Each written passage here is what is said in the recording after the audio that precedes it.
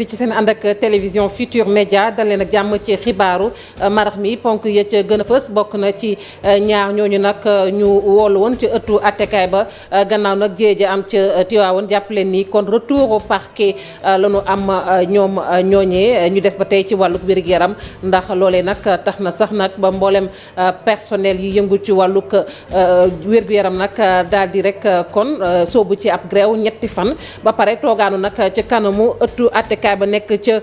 diwaanuk Thiès muy Thiès ak Tiwaawoon manko la ñu def ne nag faaw rek ñu yëglu ci lii tegee ci seen kaw naam accident la waaye nag liñ leen ko bëgg a gàll ñoom duñu ko nangu loolu itam indi coow ci consumériste yi nekk fii ci Sénégal di waay jëfandiku yi personnel médical baak seen grève boobu nag ñii di consumériste di waay jëfandiku yi ñu ngi koy naqarlu bu baax a baax ñoom nag nee ñu ñi nga xamante ni ñoom ñooy personnel sanitaire yi nañuy gën nag di xoolante ak di yeddante seen biir ngir nag lu ni mel bañ a am ndax bu ñu bankee seen yoxo ci wàllum paj mi askan wi rek ñoom ñoo ci loru di leen wax ci épreuve physique yi ñeel baccalauréat 2022 yu waroon a am ni ki tey ji fële ca lycée John Fitzgerald Kennedy lanu fa nemmeeku mooy nag épreuve yooyu mujj la am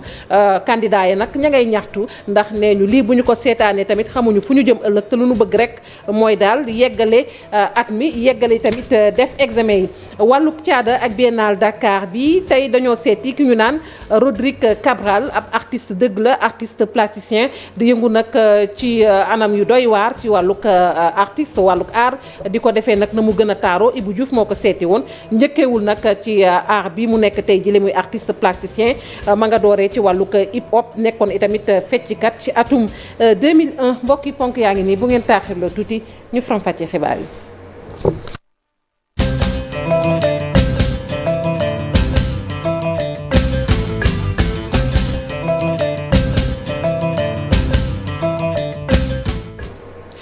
dalee nag jàmm ci xibaaru marax mi ni ma ko waxee woon ci ndoxteel yi muy ñaar ñooñu nag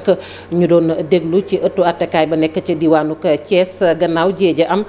ca hôpital Maam Abdoul Aziz Sy Dabakh bu Tiwaawan ñooñee nag retour au parquet la ñu am ci xibaar bi ñu mujjee jot du ñàkk Cheikh Anta Diop dinañu ci gën a gindi ci suñu yeneen jotaayu xibaar ñu des ba tey ci coow loolu ndax tey dañu seetlu ni mboolem personnel de santé yi nag ñoom dañoo xëy toogaanu woon ëttu attekaay boobu nag nekk ca diwaanuk Thiès ngir jàppale seeni ñooñ teg ci nag banque seen yoxo ci liggéey bi ñu ne nag ñetti fan daal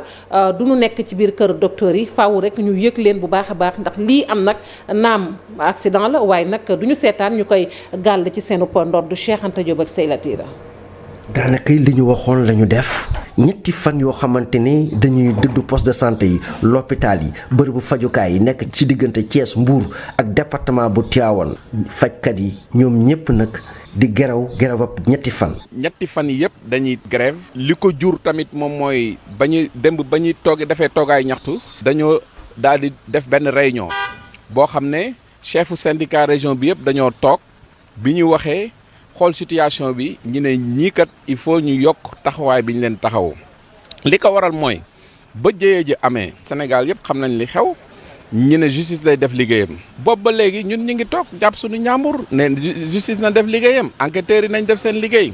woo nañ leen bu dul benn du ñaar dem nañu foofu def nañu reconstitution def nañu mais dañoo gis ne boobu ba léegi ñaari xale yu ndaw yi rek la ñu téye ci mbir mi ñu ne nag nañu taxaw parce que ñoom dañoo am mbokk nekkuñu ci mbedd bi dañoo nekk ci système bi te dañoo amal njariñ système bi dañ leen di taxaw. ñu gis ne ci hôpital Amadou Sakhir Ndiéguène bu Thiès daanaka benn service liggéeyul ñëpp banque seen yoxo. aucun service ne fonctionne hormis les urgences bien entendu. hôpital Amadou Sakhir Ndiéguène. hôpital bi fi mu nekk wéet na wéetaay ak tekkaaral. loolee tax ñoom ñëpp ñu xëy sol ay blouse yu weex daje fii ci buntu tribunal bu Thiès. ngir jàppale ñi nga xamante ne jamono yi ñu ngi jàkkaarloog procureur bi. am nañu droit suñuy ñoñ ñu taxaw ne dañ leen di taxaw ci loolu lañu nekk buñ nee duñu dugg foofu ñi dañ taxaw ca wet ga. ñuy fàttali ko nag fukki tuut tànk ak benn di ay xale yu doog a juddu ñoom ñoo faatu ci lakk ci service néonatologie ci hôpital Maam Abdou Aziz Sy Dabakh bu Tivaouane. Cheikh Anta Diop doxalinu fajkat yooyee nag waaye jëfandiku yi ci Sénégal rafetlu wuñu ko benn yoon ndax dañu seetlu ni bu nu banquee seen yoxoo ne du ñu nekk ci barabu fajukaay askan wi ñoom ñoo ci gën a loru teg ci tamit war nañoo seet daal nu ñuy fexe ba yii ñuy faral di nemmeeku ci kër docteur yi xeetu accident yi bañ di amati. Abi Faye ak Youssou Baro ci leeral. banque seen yoxo ki ñu def ñoom fajkat yi nekk ci région bu Thiès doonut loo xam ne neex na benn yoon ñi nga xam ne ñoo di consumériste yi lii doonut leneen lu dul acte bu irresponsable di xalaati maître Massokhna Kane. nekkoon na fa bi jëye yi di xew mais syndicalistes yi war nañu xam ne justice dañ koy def confiance mais à chaque fois ñun ñi nga xam ne ñooy waay jëfandiku hôpitaux yi ñun ñooy payer les pots cassés yoo xam ne ñun suñu yoon nekku ci ndax ñun dañu feebar ñu war ñu faj. man dama yaakaar ni bu amee ay fukki nit ak benn yu faatu ci accident bu mel nii ñoom seeni mbokk ak société bi dañu bëgg affaire yu leer. ab yoon moom buñ ko tëralee rek des nañ koy respecté te l'enquête gi ma ngay wëy waaye jamono ji la ëpp ci solo bokk na ci gën a ñaax ñi nga xam ne ñoom ñoo jëkk faj loole moo di pexe ga ëpp solo bu ñu sukkandikoo ca ñoom. ñoom li ñu waroon def pour soutenir seeni collègues mooy wutal leen ay avocats yoo xam ne danañ mën a accéder ci dossier bi xam lu nekk ci dossier bi parce que ñoom xamuñu lu nekk ci dossier bi. bu fekkee ne nag loolu la ñuy xaar ci syndicalistes yi mooy ñu sensibiliser seen membre ñu changer comportement parce que problème ñuy feeñ yëpp problème de comportement daf ciy feeñ. ci jamono ji ak na mu tëree nañu gàllankoore wàllum paj mi ka nekkoon jëriñ bu njëkk ca gouvernement bi di Abdoul Mbaye moom ñaawlu lool ci benn tweet goo xamante ni def na ko doxalinu fajkat yi. jàppale say naataangoo ci kaw nag ñu nekk ci ay jafe-jafe loolu mënees na koo jàpp wante nag dafa am ay limite am na fu mu yam ñi nga xam ni ñoom ñooy liggéey ci wérgu yaram bi mënuñu ñëw rek ne leen duñ leen def dara duñ leen toppee ci dara bu fekkee ne nag dañoo am fu ñu lajjee bu boobaa fokk ñu dal ci seen kaw lii nag buñ ko bàyyee muy dem dina am lu bari loo xam ne da koy yàq rawatina ci paj mi. lajj ci kaw ngay def sa liggéey lii gis nañ ko fépp la am. ma ngoog ab tweet la bu mu def moom Abdoul Mbaye nekkoon njiitu jëwriñ fii ci Sénégal ki nga xamante ne nag moom moo daal di waxoon ni bébé bi dafa faatu ba daal di koy dëggal nag muy aide-soignante boobu te amute nag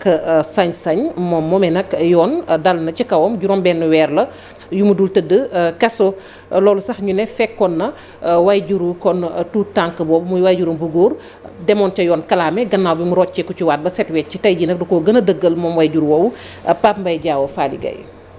ñu doon ko toppee li nga xamante ni mooy defu liggéeyu médecin te doonoo ko ak jël dundu jàmbur mettre ko en danger assistante infirmière bi nga xamante nii moo joxoon certificat de décès bi daal di nañ koy daan juróom-benn weeri kaso yoo xamante nii du ko tëdd ba mu taxawee ca baar ba nag Seynabou Ndiène nangu na ne moom amul benn xam-xam bu war a mën a tax mu déclaré ne nit dafa gaañu loolu dafa doon loo xamante nii yàgg nañ koy def ca hôpital ba certificat de décès yi sax dañ leen koy tegal foofu ñoom dañuy ñëw rek jël daal di remplir daal di ciy def li nga xamante nii moo di cachet service bi Alassane Diallo nga xamante nii mooy papaay xale bi gannaaw ba mu metti loolu li nga xamante nii moo am dafa mujj xam le rek ne toppewul kii nga xamante nii moo di Seynabou Ndiène dara procureur bi nag dafa sàkk woon ñu daal di daan aide infirmière bi juróom benn weeri kaso yoo xamante nii du ko tëdd avocat Seynabou Ndiène nag ñoom ci seen plaidoirie yi danoo xamle woon ne Seynabou lii mu def dara nekku ci ndaxte yàgg nañ koy def ci hôpital bi te kenn taxawul na ko lii waroo koo def ba tax ñoom ñu doon sàkku ñu daal di bàyyi seenub client tribunal bi nag ca mujjantal ba dafa mujj daan Seynabou Ndiène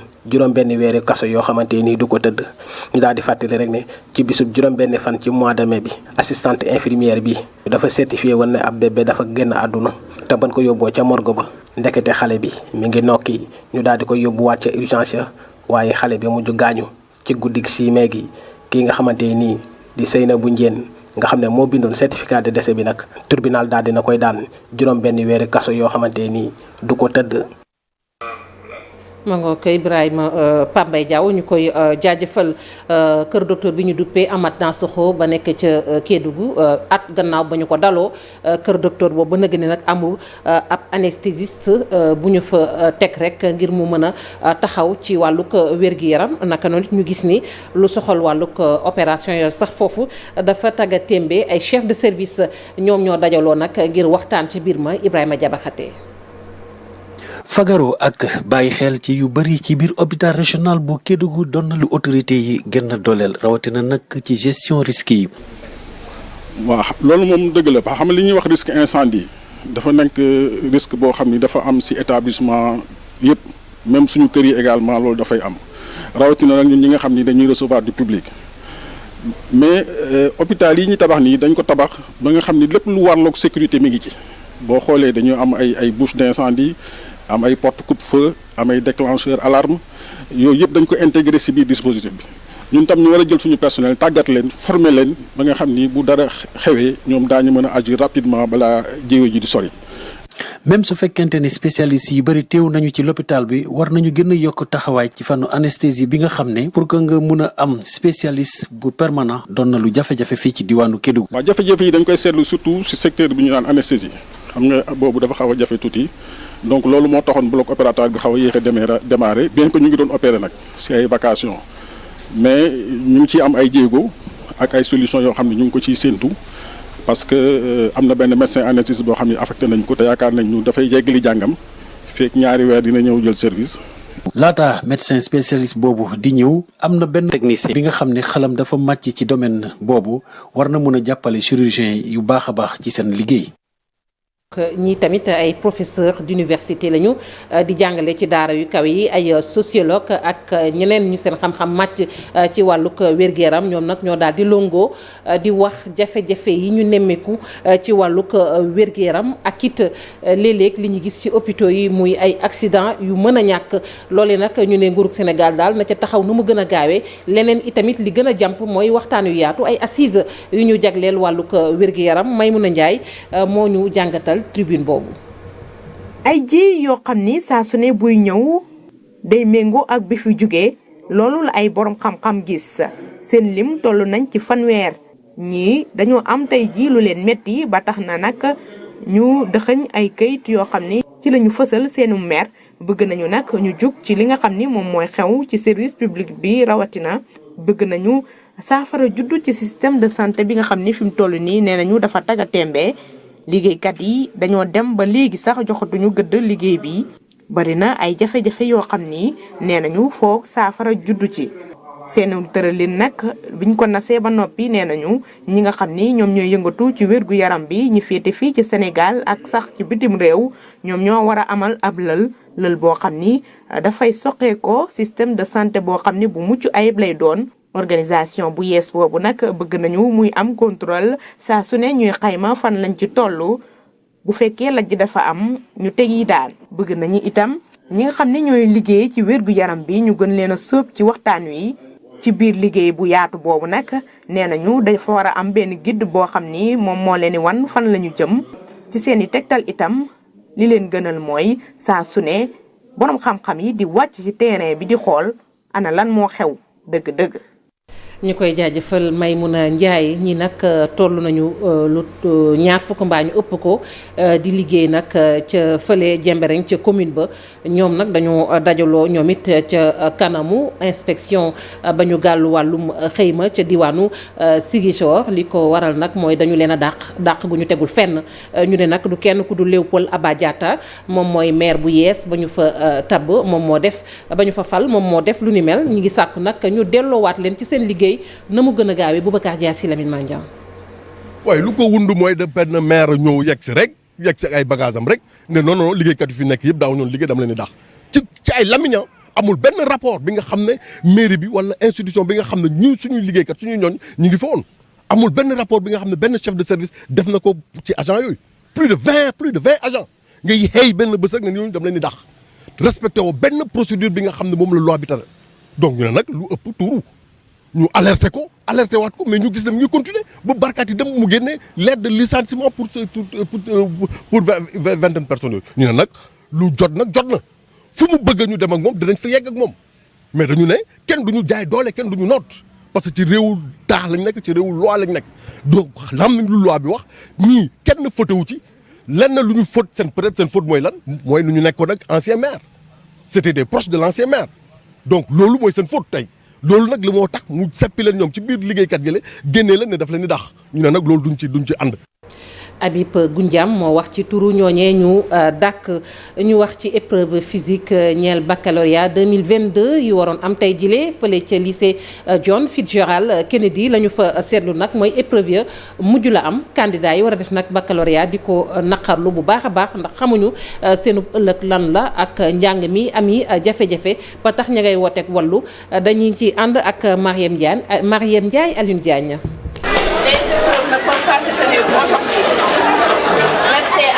épreuve EPS yi duñu mujjee am tey loolu mooy information bi proviseur u lycée John Fitzgerald Kennedy xamal candidat wu baccalauréat yi nga xam ni 7h30 lañ leen convoqué woon fi mu ne nii 9h weesu na ak tasub yaakaar la xale yi wone ci seeni xar kanam. jaaxal lañ trop. billaay wallaay. bac bi moom buñ ko reporté dañ ñuy rey ba ñu dee sax ndax suñu xel yi moom dafa soot. on est là vraiment là. affiché wuñ fi dara. te professeur yi tamit gisuñu leen fii ci lycée bii muy lu jaaxal ndongo yi. élèves yaa ngi nii am nañu ñibbi sax xamuñu mu demee noonu kenn waxuñu dara gisuñu prof ñaari prof lañu gis fii te état ba léegi gisuñu leen ñoo jógee ba jëbal 6 heures yéen ñu yeew ba léegi nii. ñun dañoo amatu sax lu ñu wax ndax dañu ñëw fii 7 heures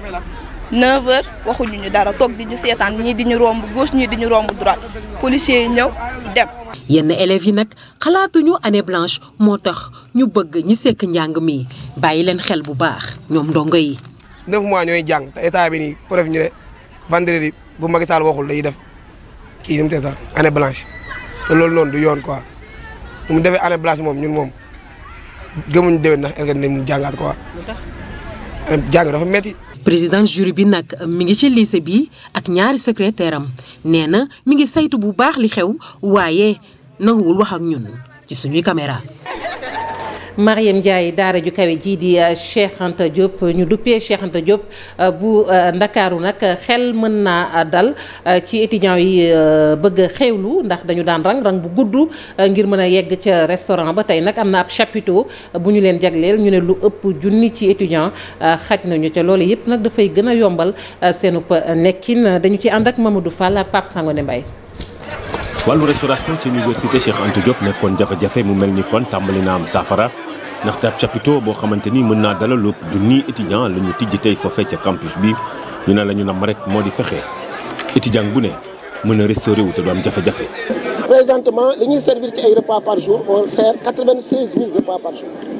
donc loolu day wane ne étudiants yi yokku nañu bu baax par conséquent restaurant yi tamit dem nañ ba déborder waaye en attendant restaurant boobu di pare mënuñu bàyyi étudiants yi ñu continuer di am peine yi ñuy am moo tax ñu installé chapiteau bi muy 1000 mètres carrés. kon nag bërëb bi lee nga xamante ni mu di restaurant bu bees foofu lay dana tax rek étudiants yi mën a kon dugg ci restaurant ci nu mu gën a yombee ci ñoom te du leen gàllankoor. kon na loo xam ne étudiants yi ñu ngi ko doon xaar parce que fan yi weesu gis nañu rang yi da doon gudd trop étudiants yi pour ñu mënoon a accéder ci restaurant yi mënoon nañu fi def 1 heure de temps et jàpp naa ne lii nii saafara la nekk ci loolu noonu di xaarandi comme ni ko DG waxee. construction wu nouveau restaurant bi nga xam bu 2500 places si at yi nga xam ne mooy ñëw je pense bien que ne travaux yi duñu yéex a commencer. Nous saluons ce geste que le directeur a fait parce que déjà à la faculté on venait de la faculté pour manger avec les restos encombrés et tout ça on avait des problèmes mais aujourd'hui je pense que tout est fini. Koddu daal dina nii dana amal nag li nga xam te ni moo di yeneen i édifice yu bari daañu ko defar foofu lay lañ ca nama rek moo di fexe ba étudiants yi nekk ci meilleures conditions. ñu yër mbayum pataas mi fii nag boo yeggee ba fële ca waalo muy ndaw ñaak soxna ya ñu ngi cey gis seen bopp bu baax waaye nag ñi ngi jànkonteel ay jafe-jafe yu metti ndax ku ni mbay ne ndox te ndox moomu nag la ñu ñàkk dëgg Ousseynou Diop. ci wàllu mbay mi baykat yi ñu ngi ciy def ay jéego yu mucc ayib ñu ngi ci Leboy fii nag askan bi dañuy teel a yeewu di bay seen waar ci mbayum pataas bi. dafa xaw a métti quoi mbayu pataas yombul plus de 60 personnes nga bëgg ko jël fii di leen yor añ ak reer su amoo financement amoo dara sa souffrance bopp ak sa xalaatu bopp kooku métti na. jigéen ñi am ca liggéey bu am solo boo xamante ni dañ koy def ci jamono ji nga xamante ni dañuy déqi. xaar leen ñu góorgóorlu rek liggéey rek góorgóorlu daal def liggéey ndax amoon na ci lu nu métti lu neex rek lañ ci am daal. baykat yi daal di fi bay lu toll ci ñeent fukk ak juróom-ñaar ci ay hectares juróom-ñett fukki tonnes nag mën nañ ko am ci hectare bu ne waaye nag li leen gën a manqué ñu daat koy soxla bokk na ci ay subvention waaye tamit rek leen si ay jafe-jafe yu ñuy am ci wàllu ndox mi. lu si wàllu subvention engrais bi loolu manqué nan ko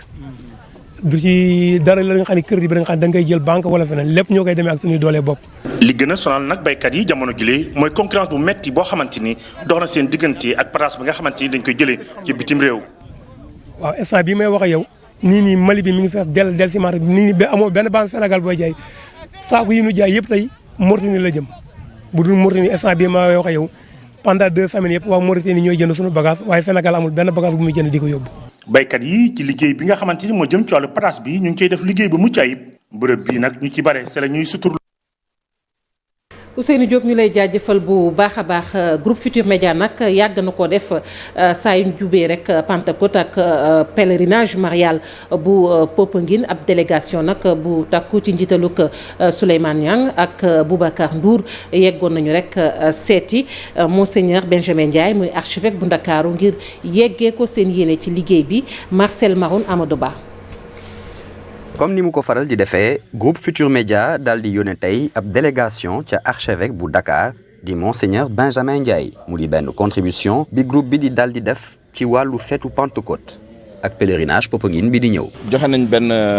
bon pour 300 packs d'eau maanaam ay butéelu ndox ak yi ni mel yi nga xam ne marcheurs yi dinañ ko mën a utiliser ci seen yoon pour dem Popenguine ak benn montant boo xam ne montant symbolique la boo xam ne aadoo nañu chaque année ñu indi ko jébbal ko église bi pour ñu dimbali ko tamit waaye barkeelu la rek pour tamit ñu mën a am ci prières yi mën a bokk ci organisation bi mais participation symbolique la. bi le doxalin nag Monseigneur Benjamin Ndiaye daal koy rafetlu profito ci ngir ñaanalaat waa Sénégal ak àdduna bi nga xam ni jamono ji yëngu na lool. li ñu boole Popenguine nag ñaanal réew mi ñaanal àdduna si ñaanal njaboot yi ñaanal ku ne ma boole ci ñaanal waa groupe Futur Média ndax yàlla barkeel seen liggéey ngeen mun a def daal ba sunu réew dem kanam déggoo bi gën a law ci sunu diggante ku nekk may cër mu boromam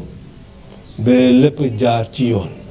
loolu laa yaakaar ci maa ngi ñaan borom bi. groupe Futur Média jot naa organiser benn plateau jagleel ko ñiy nar a dox ba Popenguine bu loolu weesoo mu nar a organiser ay série programme comme meesu marcherie bi nar a am samedi ak mees pèlerinage Popenguine bi nar a am lundi ñaari événement yooyu ñu nar leen jàllale en direct ca TFM ak rajo Futur Média. ñu àddu ci wàllu caada ak biennale Dakar bi tey nag ñu sëgg rek ci li ñu duppee entrelac nag ngir xam baat bi lu mu wundu dañuy seeti artiste plasticien bi ñu gën ko xam ci Rodrigue Cabral muy fësal nag ci aaram ay mbir yu doy waar yu taaroo taaru moom mi nag nee na njëkkeewul ci lii muy liggéey tey ji li ci wàllu hip hop ci la doon njëkkee woon waaye tamit doon na fecc loole ci atum 2001 la woon Ibou Diouf moo ko seeti woon ànd ceeg Pape Sangone Mbaye. moom mi ngeen di gis def na rap wala hip hop doon na tamit ku bëgg fecc def na ko itam ngir des ci li ni mel mu wéyal ko jaarale ko ci li nga xamante ne mooy peinture loolu sax la fësal tey duppee ko entrelac. ci français entrelacé waaw mooy ñaar wala entité yu bëri ñu doon benn quoi. ci peinture bi muy def boo ko seetloo lépp lu aju ci wàllu yëngu moo xam fecc ak leneen da ci am place lool rek di firndeel ni mu toll ci loole. yi ma tànn mooy danse sama liggéey da ngay gis danse lu bëri rythme dans la musique également. moyen d'expression la rek am li ngay wax am luy génn. évoluer da ngay tàmmali ci lenn après loolu yóbbu la si feneen. évolution la quoi. ay figure ak xeetu couleur yu bëri te wuute décor bi nag mu duppe ko entrelac mu gis ne dafa am solo lool ci doomu aadama bi. man maa ko tànn maa ko gis dafa ñëw won ma liggéeyam neex ma daal di que ni foog ma defaral la lu kii daal léegi liggéeyam moo di liggéeyu koo xam ni boo ko xoolee presque ñëpp a ngi fecc ñëpp a ngi jaxasoo ñëpp a ngi fecc liggéey bu set la liggéey bu sell la. sama liggéey damay seet i artiste ñu neex ma exposé leen wala seen liggéey leex ma wala lenn mais li ma gën a bëgg sama xol mooy jeune artistes yi nga xam ni dañu soxla ñu téye leen ñu taxawu leen ñu may leen chance. Rodrigue Cabral ñu ne nag ku bëgg wàllu aar la li mu jot a def dafay fësal màggaay bi mu am ci wàllu aar rawatina li nga xamante ne mooy peinture gannaaw hip hop ak fecc tey wane na beneen xarkanam loolee la duppe Entrelac mu jaarale ko ci wàllu art plastique la peinture. ñu koy jaajëfal bu baax Ibou Diouf mbokk yi nit sant nañu leen gërëm leen ak yéen ñoo ñu fare woon ci machine bi ci kanam tuuti xibaar yi ci nasaraan daa ngeen ci ànd ak Chérif Diop jaa ngeen jëf.